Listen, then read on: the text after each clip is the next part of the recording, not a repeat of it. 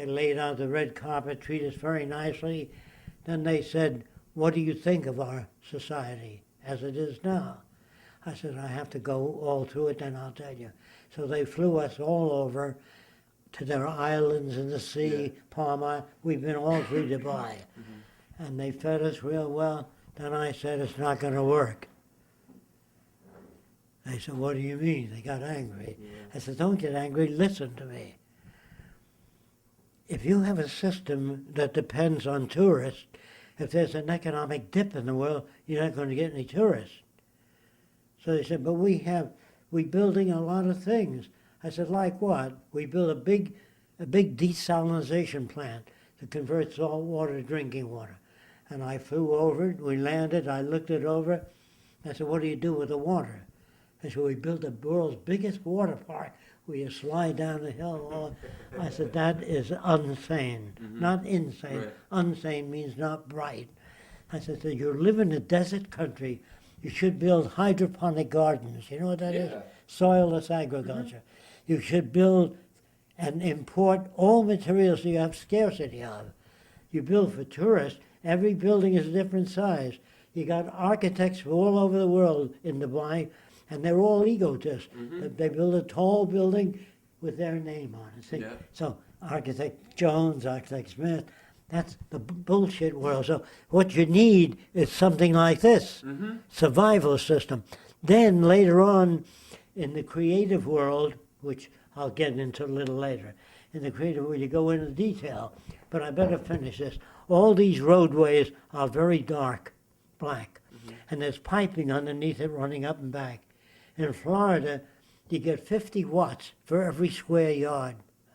So you pay no electric bills, you burn no fossil fuels. It generates its own electricity from the sun. And heat and cold, and these are indoor agriculture, outdoor agriculture, but you don't own anything.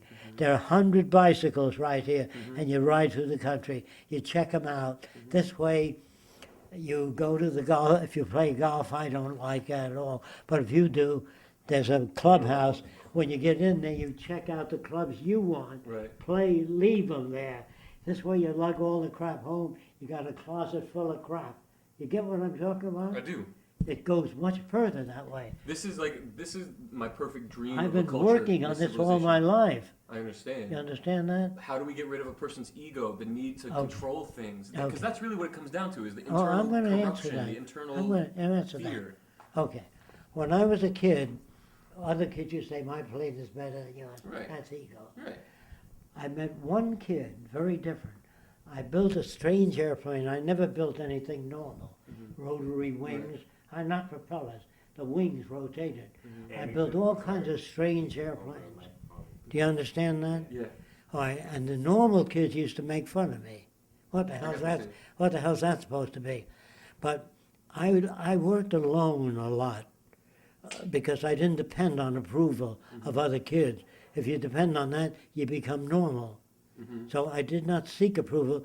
I seek solving the problem of the airplanes that didn't fly that I made. Right. So a guy came over, an older guy, and he watched one of my planes dive into the ground.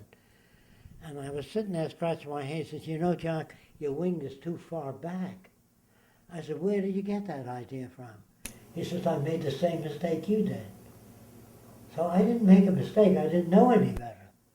So I put my wing a little forward, and it didn't do that. And he was extensional to me. Not, my plane is better than yours. Right. That's ego. When you're extensional to other people, they are more extensional to you. Yeah, I found that. Ego is a high price you pay for self-approval, losing the broad point of view of working together instead of being competitive. More joy. Sharing idea. So we raise kids in our schools to share values. So, did I tell you about the island in the middle of the lake? All right. Now, in that system, when they get to the craft shop, they can build an automobile, but it won't go together unless 4 kids lift up the car and the others put the wheels on. So we don't say cooperate. They don't, it won't go together. We just build it into the system. Right. Do you understand what I'm talking about? So you can answer questions. Yeah. All right, so when they ask you who makes the decisions, you say no one. They arrive at decisions. That's like testing agriculture. That's like the old the old original people. Scientific method. Well, no, the original peoples in the United States, they came to decisions as a community. You know, the men would talk. They put them to test.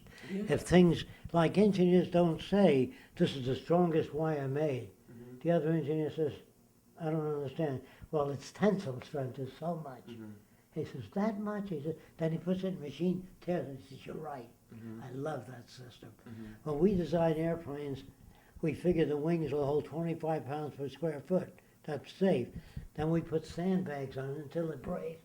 So the calculations are right. I like that system. Then when we finish building an airplane, we pull it up off the ground and drop it to see if the landing gear holds it. Even though your calculations say it will, we don't trust that either. So I like that system, and that's the system we use from now. Suppose a guy comes up to me and says, suppose a guy wants to build a swept forward wing and another guy wants to build a swept back wing. Who decides? We build swept forward, swept back, all kinds. Why not? Why do you have to be this or that? That's only in a money system. You have limited funds. With resources available, we'll give every lab whatever they need. No more nickels and dimes. We would like a new extension to study diseases of the eye. Well, that'll take a few years to raise the money. We got the resources. We'll build the shelters. We'll build what we need. Again, nobody owns anything. You don't own it anyway. If you got 20 acres of land, you kick the bucket, somebody else is there. So you really don't want money. You don't want to own anything.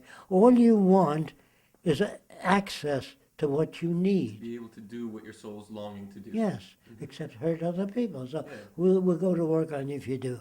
We don't put you in prison. Okay? We're not kind or good. We know that the old system is crude. They didn't know how to solve problems, so they made laws. Or a guy speaks to somebody and says, do you understand? The guy says, no. He yells, damn it, I told you this. And then if he makes a fist, and then he punches, because he doesn't know how to reach other people. Whenever you use your fist, like if a guy wants to hurt you, a lot of people are angry in the world today. They come over and try to hurt you and say, where'd you get that shirt? From the Salvation Army? Now, if you say, well, I paid more for that than you paid for your whole outfit, he succeeded in hurting you.